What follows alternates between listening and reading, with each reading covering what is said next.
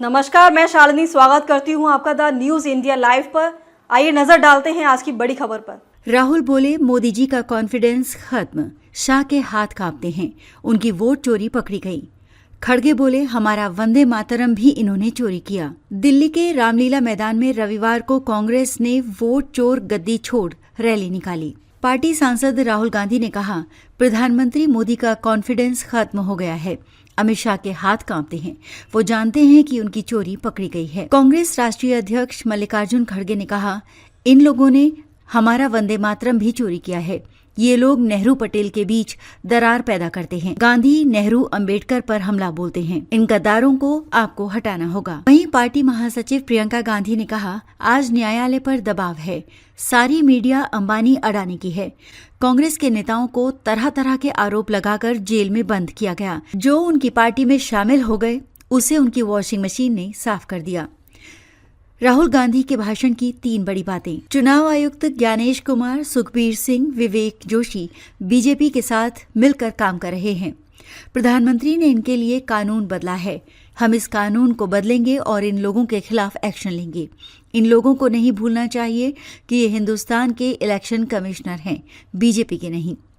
मोहन भागवत ने कहा, विश्व सत्य को नहीं शक्ति को देखता है, ये आरएसएस की विचारधारा है।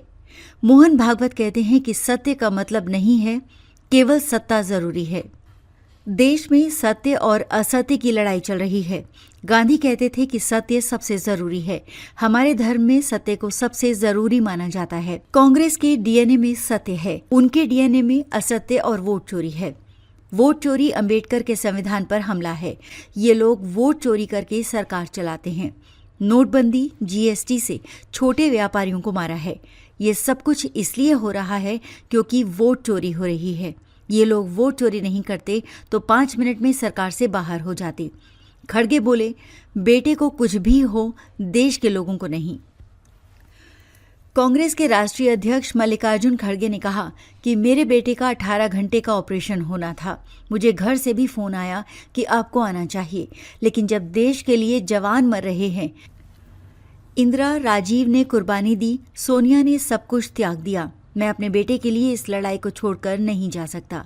बेटे को कुछ भी हुआ कोई बात नहीं, मगर देश के लोगों को कुछ नहीं होना चाहिए। हमें पीछे नहीं हटना है, पीछे हट जाएंगे तो मर जाएंगे।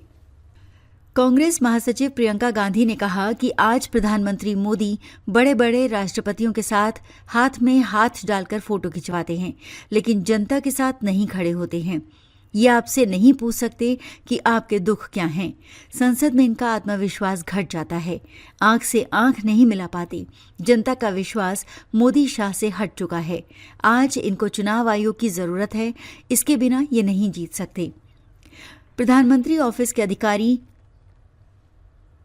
बैटिंग ऐप चला रहे थे, इसकी चर्चा क्यों नहीं होती? जो इतने सालों में हमने बनाया, इन्होंने सब बिखेर दिया। बीजेपी ने एक्स हैंडल पर एक पोस्ट में कहा, तुम घुसपैठियों की सेवा में लगे रहो, हम देश की जनता की सेवा करते रहेंगे।